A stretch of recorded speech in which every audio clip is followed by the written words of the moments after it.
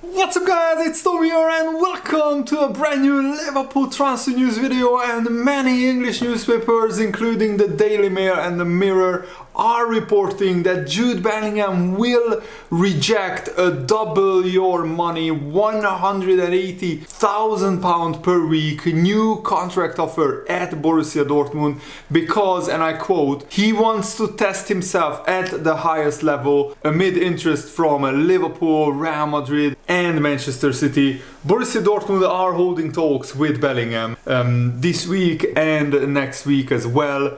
And Dortmund are playing today against Augsburg in the Bundesliga restart, and I'm really excited to watch Bellingham play football again. And Dortmund are keen to hear Bellingham's plans before the end of the season. But I think it's pretty clear that Bellingham will leave Dortmund because he reached, I think, his highest ceiling there. Dortmund are not going to win the Bundesliga or the Champions League anytime soon. They just don't have the squad, the players for it, and so Dortmund pretty much, even though they can pay Bellingham a pretty high salary, Bellingham would earn a lot more money at other clubs. And also Dortmund can't keep all of their superstars who they develop, because then their wage structure would be broken, and also they would go probably bankrupt because the Bundesliga and Dortmund sponsors can't really finance a team full of big stars on big wages. The Premier League, of course, is a different story. There is a lot more money in the Premier League, and Liverpool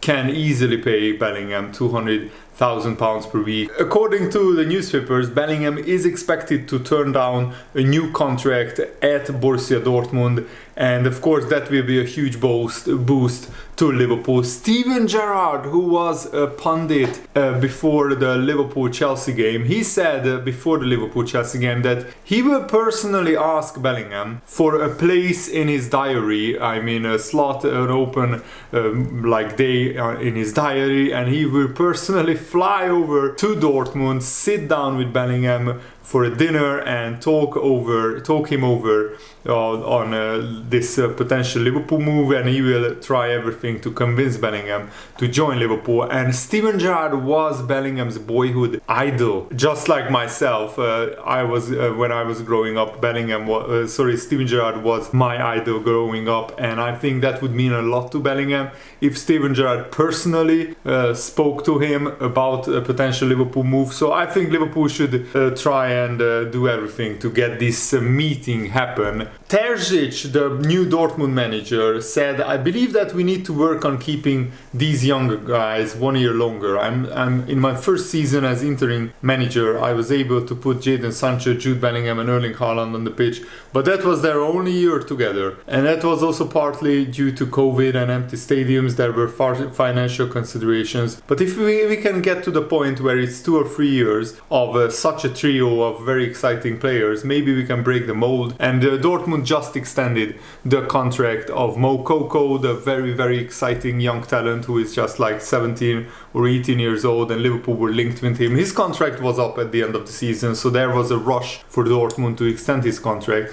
Bellingham's deal runs for 2.5 more years, which means that if Dortmund don't sell Bellingham in the summer, then they have to give him a new contract or they have to sell him. Otherwise, they will lose massive amounts of money, because when his contract runs to just 1 year left, then his price really plummets and gets even lower. And Bellingham is having another fantastic season. He has 9 goals and 3 assists in 22 league games, and he also scored for England in the World Cup against Iran. But England didn't really do that well in the tournament. They basically did as well as everybody expected, quarter-final exit. So Bellingham's price didn't necessarily increase that much during the World Cup. So right now Bellingham's wages are £90,000 per week, and Dortmund would offer him double the wages of that. But Bellingham is not motivated about money. He wants a legacy. He wants a football legacy. He wants to build himself a career where he wins a lot of trophies, and he also plays for football clubs that mean a lot to the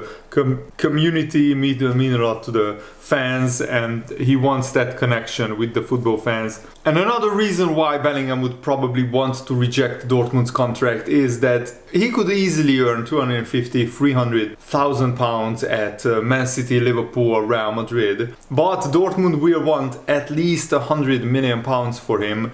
and maybe even 60 or 75% of that fee they would want upfront. If the transfer fee goes crazy and it's 130, 140 million pounds, then the only scenario where I see Liverpool paying that is if we have new owners. And I made a video yesterday about the ownership situation, where I think it's very likely that Liverpool get new owners by the time the summer transfer window opens. We should get new owners, frankly, because FSG are just sleepwalking Liverpool into mid-table mediocrity. That's what it is happening. I mean, Liverpool are now in 9th place, and the only big club behind us are Chelsea, but we have clubs like Brentford, Brighton, Fulham ahead of us. Fulham, a newly promoted side, are ahead of Liverpool in the table. That says it all, really. Fulham don't have even a fraction of the resources that Liverpool have, yet they are ahead of us in the table. And the same can be said about Brighton. At least some of the Liverpool's rival clubs, like Newcastle, who are way ahead of Liverpool, but even like Brighton drew yesterday, so at least Liverpool's gap between Liverpool and the top 5, top 6 didn't increase that much. And in the Arsenal-Man United game, I will be supporting Arsenal. In any game where Man United plays, I always support Man United's opposition, but especially now that Arsenal are in such a great position in the title race, if they could beat Man United and they could put down another marker, and that could be really, really pivotal in the title race. And I think Bellingham will go to a club where he will be a regular starter and where he will have a major part to play in the fortunes of that football club, in whatever position they are in the league, and also the hunt for trophies. Bellingham wants to be the main man. He wants to be the captain of his future club, and also he will want to go to a club where he will be truly properly appreciated and adored by the fans. And I think at Liverpool he would get that legendary status if he stays at Liverpool for 5, 6, 7, 8 years and wins a lot of trophies with Liverpool. Then he could cement his legacy even more, and that's exactly what Bellingham is after. So I really hope that he chooses this instead of just getting the more money out of the deal. And I don't think Bellingham is that kind of player. So far, all the interviews, all the media jobs that Bellingham did, it's pretty clear that he is not a traditional. He's more of legacy kind of footballer, and he's not after just the most money. And the big question for Liverpool, even though the top 4 is still open, because Newcastle are in a little bit of an up and down form, even though they are not conceding goals, sometimes they are not really scoring goals either. So Liverpool can certainly catch Newcastle United, in my opinion. Newcastle are not as strong as they will be probably in 2 or 3 years, but Liverpool are also very inconsistent. But Liverpool could approach this season is, if we can't get Champions League football, we shouldn't qualify in Europe.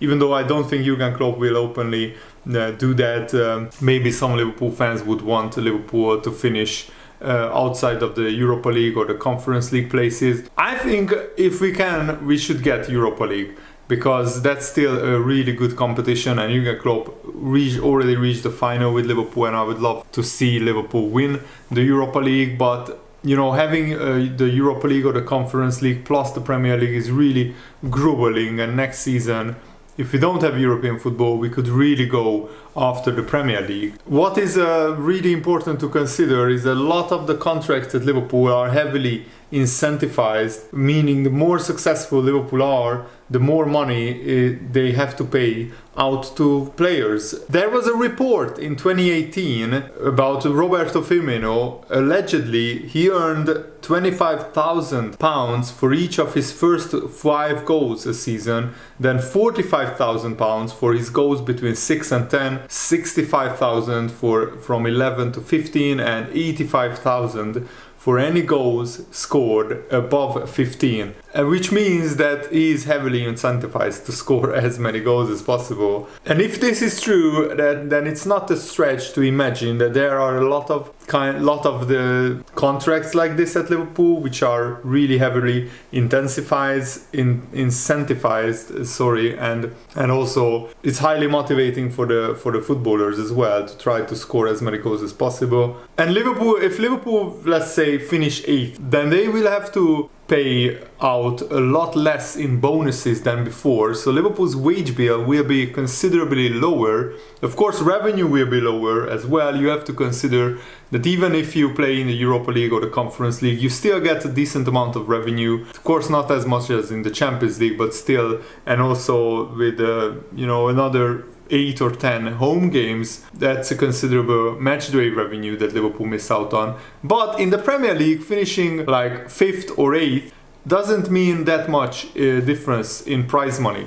It's like 5 to 10 million pounds, and through the TV rights, because Liverpool are one of the most watched teams in the Premier League. In fact, last season Liverpool was the most watched team in the Premier League. We got the most money out of the TV revenue pot in the Premier League, which means that Liverpool could still get a decent amount of money even if they finish in 8th. But I don't think that Jurgen Klopp would purposefully tank Liverpool's season, as they say in the NBA, because he's a winner. It's in his nature, and also it would send a pretty terrible message out to players. But I think this will be a very interesting evolution of the Liverpool team, and we already see signs of the young players actually performing sometimes even better than players who are past their prime, like Henderson and Fabinho, at least in the short term. Now let's see what the second half of the season brings, because Liverpool looked like a team who are working on their defensive stability against Chelsea and against Wolves. We didn't create as many chances as we used to, but we also conceded a lot less clear chances, and that's very, very important. Liverpool were shipping goals, and we needed to stop leaving gaps, giving people time on the ball with our high pressing and allowing people to run behind our midfield and to run down at our centre backs. Our attack looks like it is basically players working it out for themselves right now, while Liverpool work on defensively being solid, a bit like a Mourinho side, whose attack comes from the individual quality and counters. It isn't great to watch at the moment, but it feels like Liverpool are going through a process and a plan, and this is much better than where we were in the Brighton game, where we looked like a team with absolutely no idea what to do and no idea how to solve it. And this might be the start of something new, something different in terms of Liverpool tactics, exactly what we were crying out for. And maybe this is laying the foundations to be a more deep side, deep defending side, with doing a counter-attack over the rest of the season, allowing us to press, reset and solve things properly in the summer with more time and recruitment. Darwin Núñez and Luis Diaz will be vital to this as our high pace and high energy forward. And it was still notable that Darwin Núñez caused Chelsea more problems than anybody else all game. And Darwin Núñez just played a little bit of that Chelsea game. He was running in behind, troubling Chelsea on the counter. Poor shooting from him and others and poor decision making is all that stopped Liverpool turning a dull 0-0 into a brilliant 1-0 victory. Liverpool fans have to be patient and see how this all plays out, but I really trust Jurgen Klopp and his team to work out the tactics, and when Liverpool are getting used to this new playing style of maybe sitting a little bit deeper, be more defensively solid, and then go from there and counter-attack from there. And we have fast players. Cody Gakpo, Darwin Núñez are really fast, and Mo Salah is also pretty fast as well. So we have fast players to play this kind of football. And let me know what you think about everything that we talked about in the comments below. Thanks for watching. Have a nice day. See you later, guys. Goodbye.